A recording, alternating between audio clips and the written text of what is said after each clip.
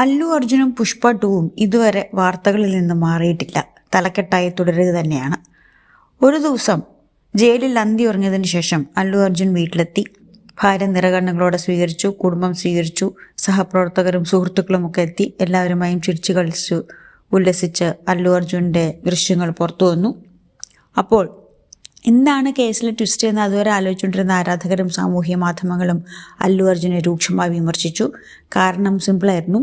പുഷ്പ 2 കാണാനുണ്ടായ തിക്കിലും തിരക്കിലും പെട്ട് മരിച്ച രേവതിയുടെ മകൻ ഇപ്പോഴും വെന്റിലേറ്ററിലാണ്. ആ കുടുംബത്തെ നേരിട്ട് ഇന്ന് കാണാനോ ആശുപത്രി ചെല്ലാനോ എന്തായെന്ന് വിവരം അന്വേഷിക്കാനോ ഒന്നും ചെയ്യാതെ ഒരു കുഞ്ഞ് 8 വയസ്സേ ഉള്ള കുട്ടിക്ക് ജീവനുമായി മല്ലടിച്ചുകൊണ്ടിരിക്കുമ്പോഴാണ് ഈ ചിരിയും കളിയും ആഹ്ലാദവുമല്ല എന്നായിരുന്നു വിമർശനം. എന്തായാലും അതിന് പിന്നാലെ നായകൻ പുറത്തിറങ്ങി ആ കുടുംബത്തിൻ്റെ വേദനയിൽ തീരാവേദനയിൽ പങ്കുചേരുകയാണ്. ഇപ്പം ഞാൻ ആശുപത്രി ചെല്ലുമ്പോൾ ഇതുമായി ബന്ധപ്പെട്ട കേസും കോടതിയും കോടതി നടപടികളൊക്കെ തുടരുകയാണ്. അതുകൊണ്ടാണ് അവിടെ ചെല്ലാതിരുന്നത്. അങ്ങനെയായിരുന്നു നിയമോപദേശം കിട്ടിയത്.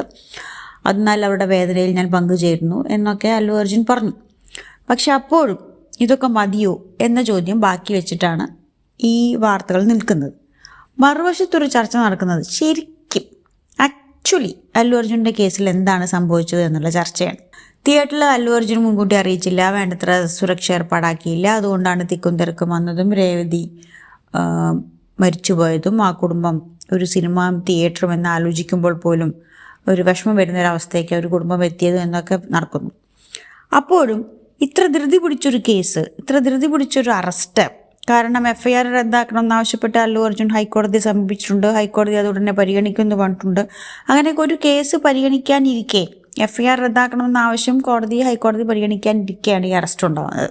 മുഖ്യമന്ത്രി രേവന്ത് റെഡ്ഡി പറഞ്ഞത് നിയമത്തിന് മുന്നിൽ എല്ലാവരും തുല്യരാണ്, കേസൊക്കെ വരുമ്പോൾ നോക്കണം.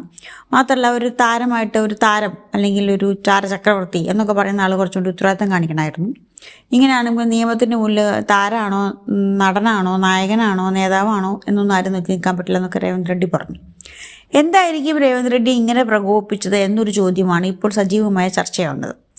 എനിക്ക് കേൾക്കുന്ന ഒരു കഥ, ആന്ധ്രയിലും തെലങ്കാനയിലും ടിക്കറ്റ് നിരക്ക് പുഷ്പയ്ക്ക് കൂട്ടാൻ സർക്കാർ അനുമതി കൊടുത്തിരുന്നു. അതുകൊണ്ട് 10 ദിവസം കഴിയുമ്പോൾ 1100 കോടി എന്ന കണക്കിലേക്ക് പുഷ്പയുടെ ബോക്സ് ഓഫീസ് കണക്കുകൾ എത്താൻ ഈ ടിക്കറ്റ് നിരക്ക് വർധന വലിയ തോതിൽ സഹായകമായിട്ടുമുണ്ട്. എത്ര ആളുകൾ വന്നിട്ടാണ് ഈ കണ്ടത് എന്നുള്ള കണക്കിനപ്പുറത്ത് ടിക്കറ്റ് നിരക്ക് വർധനയും ഒരു ഫാക്ടറായിട്ടുണ്ട്. അപ്പോൾ അതിനൊക്കെ നന്ദി പറഞ്ഞ കൂട്ടത്തിൽ അല്ലു അർജുൻ ചന്ദ്രബാബു നായിഡുവിൻ്റെയും ആന്ധ്രയിലെ ഉപമുഖ്യമന്ത്രിയായിട്ടുള്ള ബന്ധു പവൻ കല്യാണിൻ്റെയും പേര് പറഞ്ഞു.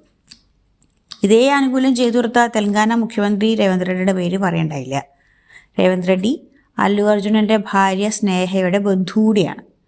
അപ്പോൾ ഒരു ബന്ധുവിൻ്റെ പേര് പറയുകയും മറ്റൊരു ബന്ധുവിൻ്റെ പേര് പറയാതിരിക്കുകയും ചെയ്തത് രേവന്ത് റെഡ്ഡിക്ക് അത്ര പിടിച്ചിട്ടില്ല എന്നാണ് ഒരു കഥ. മാത്രമല്ല ഈ മറ്റേ രേവന്ത് റെഡ്ഡിയോട് അത്ര വലിയ താല്പര്യം അല്ലു അർജുനൊന്നുമില്ല എന്നൊരു തോന്നലും രേവന്ത് റെഡ്ഡിക്കുണ്ടെന്നും അതുള്ളത് കൊണ്ട് എന്താണ് കേസ് വന്നപ്പോൾ എന്നാ പിന്നെ ഒന്ന് ചിരകിക്കളാൻ എന്ന് രേവന്ത് റെഡ്ഡി വിചാരിച്ചതുമെന്നാണ് ഒരു വിഭാഗം കരുതുന്നത്. ഇതിലുമുണ്ട് തമാശ.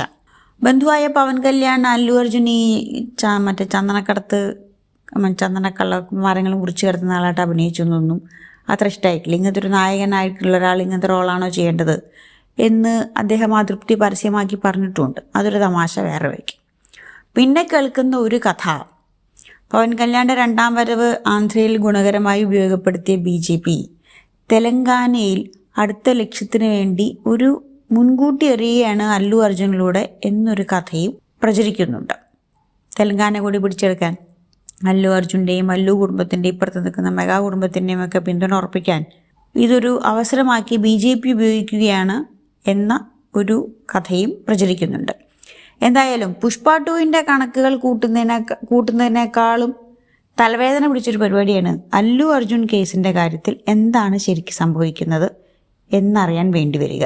കാരണം ഇത് പുഷ്പ 2-ന് പബ്ലിസിറ്റി സെൻ്റായിട്ട് മൊത്തത്തിൽ പ്ലാൻ ചെയ്തൊരു സാധനമാണ് ഇത് എന്നൊരു കഥയും ഉണ്ട്. 3 കഥയാണ് ചുരുക്കി പറഞ്ഞാൽ അല്ലു അർജുനൻ്റെ അറസ്റ്റിന് പിന്നാലെ പ്രചരിക്കുന്നത്. രേവതിയുടെ കുടുംബത്തിൻ്റെ ദുഃഖം മറുവശത്ത് അങ്ങനെ നിൽക്കുന്നു.